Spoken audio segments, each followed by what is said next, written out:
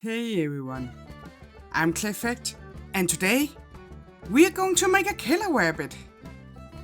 The killer rabbit, to be more precise, from an old Monty Python movie called Monty Python and the Holy Grail. The reason that I'm making this sculpture is because I have a stepdad that I care very much about, and he is a Monty Python fan. Plus, he begged me not to make any more sculptures for him, so of course this is what I'm going to do. So let's get started.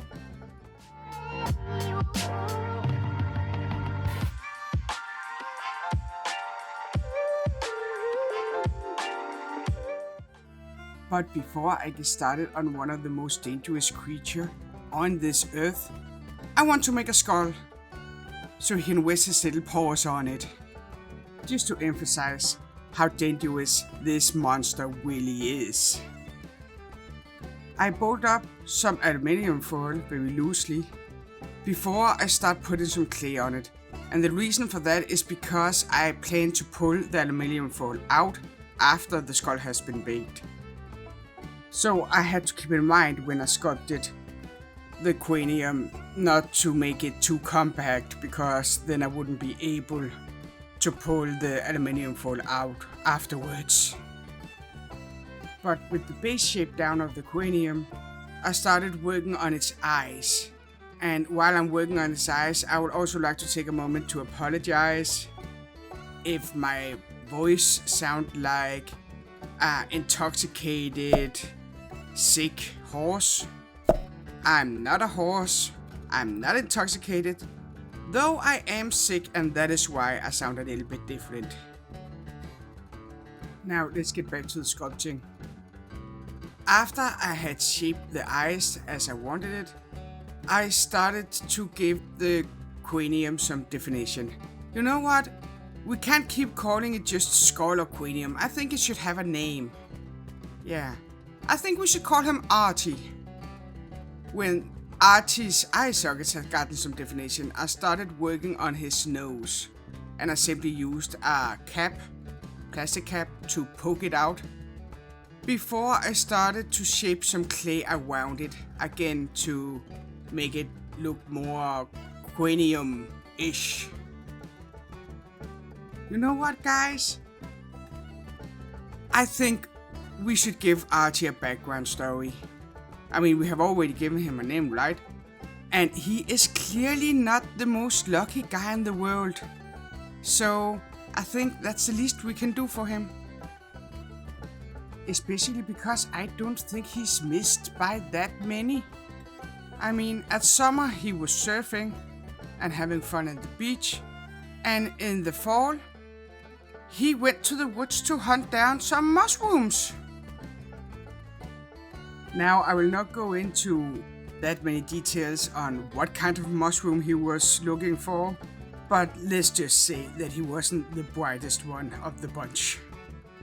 Especially because after a long day of searching and finding the mushrooms that he was looking for, he sat beneath a tree and enjoyed some of his well-earned reward, you can say.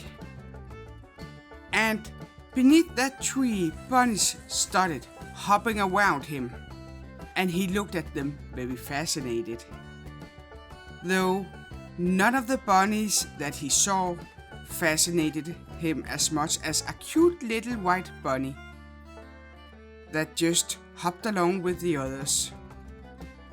He was so enchanted by this little fluff ball, so he went to pick it up. And that, my friend, is how Arti's demise came to be. Because he didn't just pick up a cute little white bunny. No, of course this unlucky dude picked up the killer rabbit. The monsters of all monsters. And that is pretty much it what I think about Arti and his backstory. Now, let's get back to the sculpture, where I'm trying to pull the aluminium foil out, and it actually went really great. I was afraid that it would be difficult to get out, but I had kept in mind that I needed to keep it loose, so it was fairly simple. Now, with Arti all done and looking good, I get to work on the rabbit, and I start by painting the eyes so it has a chance to dry as I am sculpting the body. I paint the eyes red, even the shine in the eyes I paint red, simply because I want it to be dramatic and dangerous looking. And after the eyes start to dry, I started working on the body, making a cute little potato. Now, while I'm making the body, I would like to take a moment just to comfort anyone who doesn't know what the killer rabbit is. That just means you're not that old. So, the killer rabbit, as I said, was from a movie called Monty Python and the Holy Grail. It's a great movie, I think it's on Netflix. And after you have watched mine, you should definitely go watch that movie. Though I will warn you, you need to have a very unique kind of humor to really appreciate this masterpiece of a film. I mean, it is so funny. At least I think so. But if you ask my husband, Mr. Clayfect, he doesn't find it funny at all. So it is sort of an acquired taste. The movie was made in the 70s and have reached cult status for many nerds and geeks like me. Now let's get back to the sculpture, where I'm making the head and are apparently joined by a fly on my hand. Why am I only seeing this now? Go away! There. So for the rabbit itself, I tried to go as cute as I could because there was a lot of elements that would look scary, like Arti and the red eyes. Also the teeth that I end up putting in the little fella looks sort of scary. The reason I gave it sharp pointy teeth was because I wanted to emphasize what makes the killer rabbit so fun, because in my opinion, a rabbit is the most cute and harmless thing you can find out in the world. And that is why the contrast is so funny to us. And I really wanted to capture that. But that also meant that I had to go all out on the cuteness to keep the balance, so to speak. So, for those of you who are wondering why I'm making a sculpture to my stepdad he doesn't even want, well, it is sort of difficult to explain because that would mean that I had to explain me and my stepdad relationship. And that is weird as... How to explain that? Well, we sort of have this grumpy old man relationship. When I took my exam, he didn't wish me good luck. He said that I would fail horribly. And I said, just you wait and see. And of course, I did good. I did really good. So that sort of sums up how we are. So when my stepdad tells me that he doesn't want a sculpture, that means that I really have to make him a sculpture. And no, he wasn't particularly happy when he got the sculpture. Which in my perspective just means that I have to make another sculpture that he will be more happy about. Now I know it sounds weird, but it works.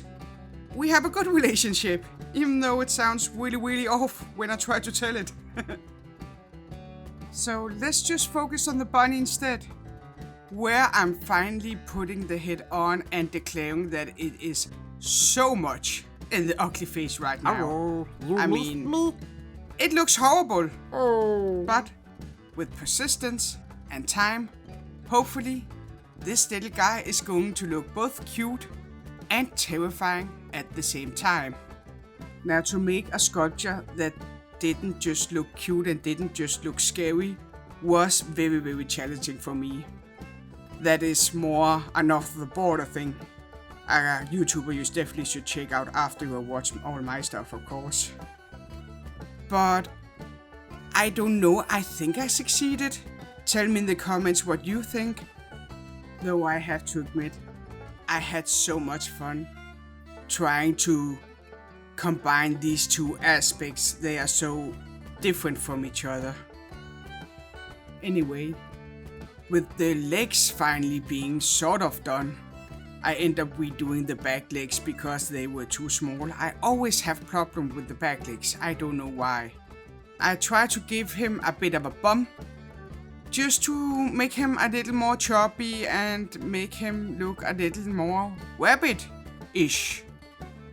And at this point, I think we can say we are over the ugly face and all he needs is some ears and a tail. To make the long fluffy bunny ears, I used one of my clay tools as a mold to roughly shape out how I wanted the ears to be before I shaped them in hand.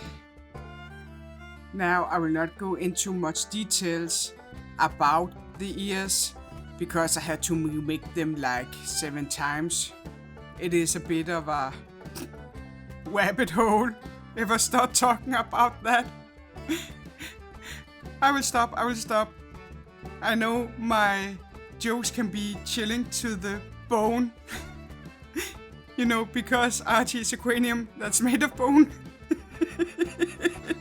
Oh no, I stop now, I promise. Now back to this little pitter-patter feet that I'm making. You noticed that I made the tail and shaping the feet before I put on the ears, and that was because I was scared that the voluminous ears that he has was going to fall off, so I put them on as the very last thing before I started giving him some texture. Now for the texture, I used a variety of homemade wire tools Mr. Clayfect has made me.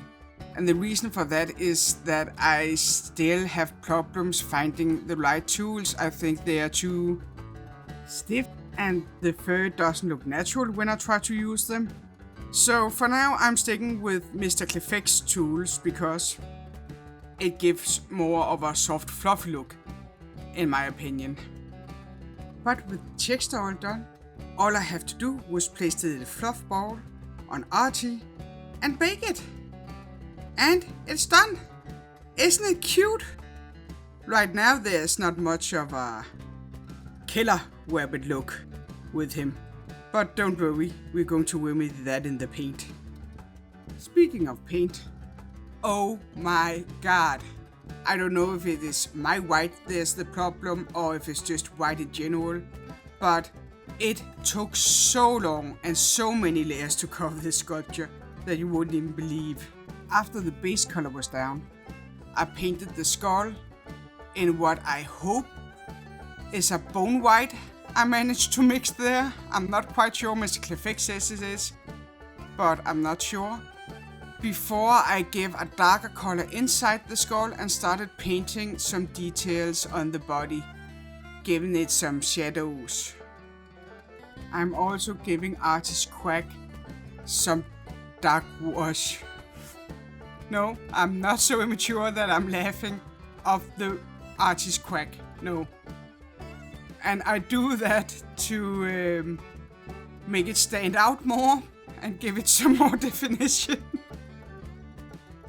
Being the embodiment of patience that I am, I switched over to paint the bunny yet again another layer of white just to cover it before I moved back to Arti's skull that got a brown wash to emphasize the wear and tear and make it look old. It is always nerve-wracking to paint any color on white because it is, if you paint it wrong, it takes so long to fix. But I actually really love the effect that the brown wash had on poor Arti.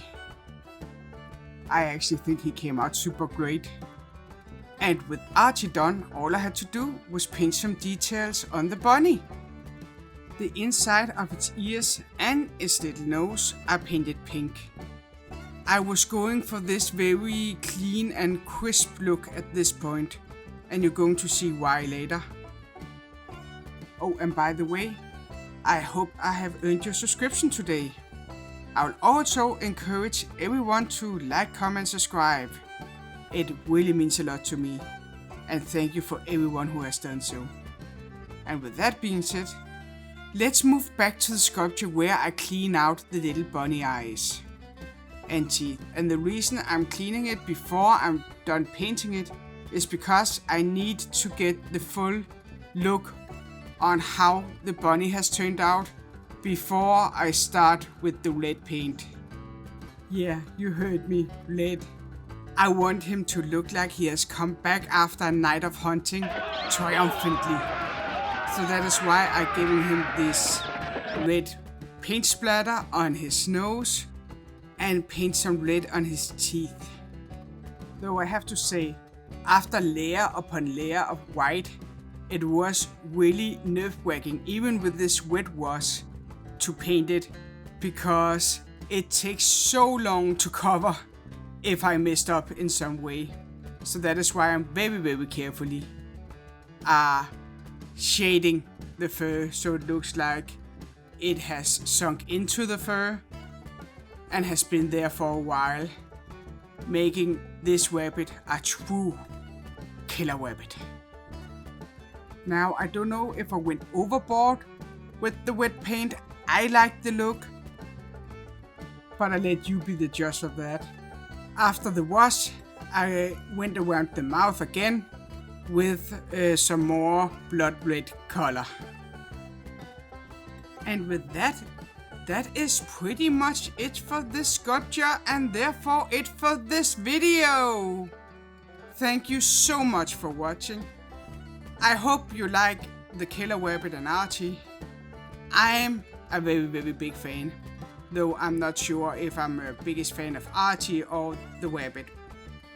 But that's a question for another day. For now, it's time for me to sign off. I hope to see you next time. But if you can wait until next time, why not click on the square to your right?